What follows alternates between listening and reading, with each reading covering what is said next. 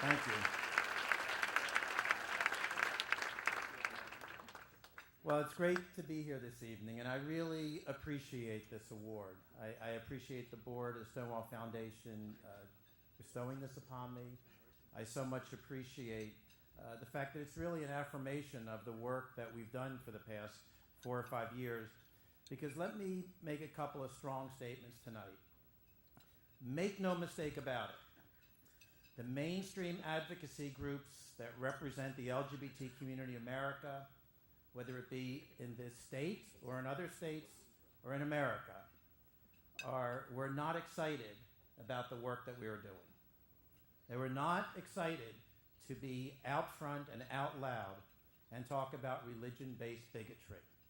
They felt the word bigotry would cause a backlash from the evangelical community or from the black ministerial community. But I felt in my heart that if we don't speak the truth, this is really as simple as bringing up children or as how you treat your best friend.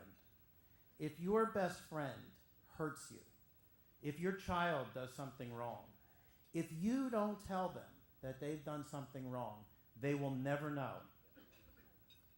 If Rick Warren and Jerry Falwell Jr. and Pat Robertson and your mother and the friend of yours next door who happens to be a fundamentalist Protestant or an Orthodox Jew or whatever, if they use their religious beliefs to justify their voting to discriminate against you, and we don't tell them that they're wrong, they will never know.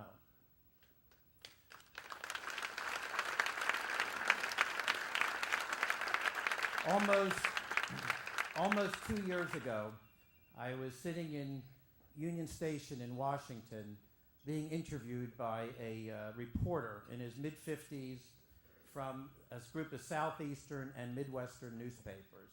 And when I first sat down at the interview, I mean, this guy was just as middle America as could be.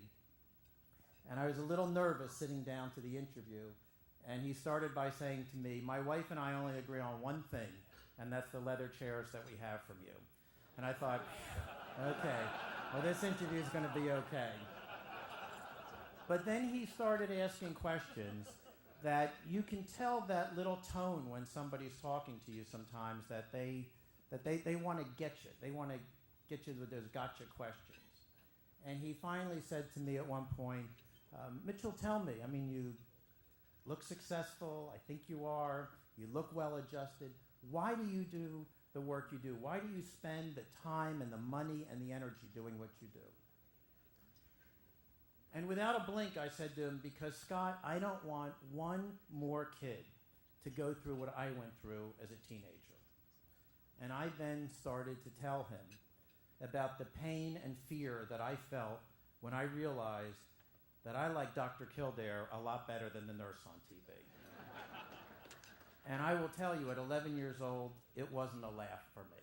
When I realized that there was something that I thought was wrong with me, that I knew I had to keep a secret, when I feared every day that if my parents ever found out, they would disown me, that my brother, my best friend, would disown me.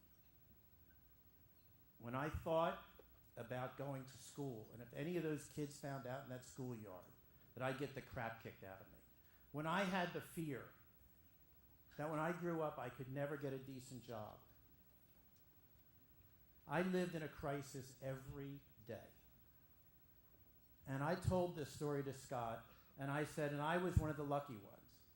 When I was in college and my father realized that there was a problem that I had, that I was walking a nervous breakdown, and he couldn't understand what was wrong with me. And he sent me to a psychiatrist who, luckily, when I told him that I wanted to be cured of being gay, luckily, in the late 1960s, he didn't say to me, "You belong in reparative therapy, you belong in shock treatment," but rather he said to me, "I will work with you to learn how to accept your sexual orientation and to learn how to believe in yourself." I am one of the lucky ones.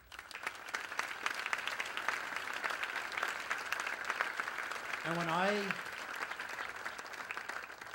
when I finished and looked up at Scott, and he had tears in his eyes, and he said to me, Mitchell, I had no idea that that's what a gay teenager in America goes through.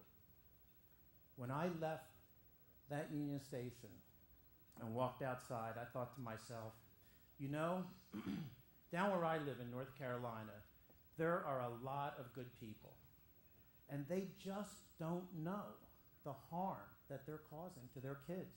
They don't know the harm they're causing to their brothers and sisters. We have a great president in this country.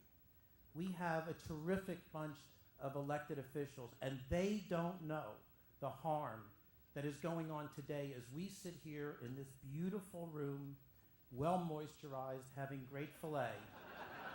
They don't know that there's a 14-year-old kid probably 3 or 4 blocks from here in Queens, up in Boston to a Catholic home, in Taylorsville, North Carolina to a Southern Baptist home, wherever it is. They don't know that the face of the LGBT civil rights movement is not just us, but it is those kids.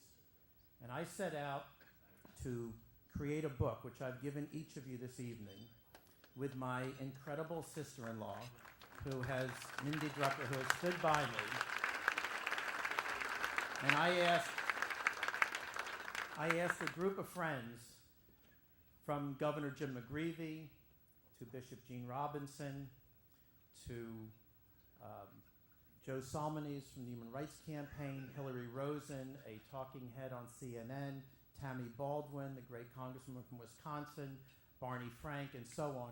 I wanted real people to put down their stories and let down that wall of protection around them and talk about the vulnerability when they were young, so that everybody in America knows what is going on with young LGBT people today.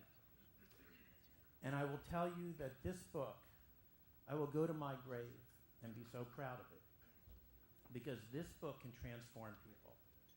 Most recently, an evangelical Southern Baptist minister wrote a review on it in the Christian Century. And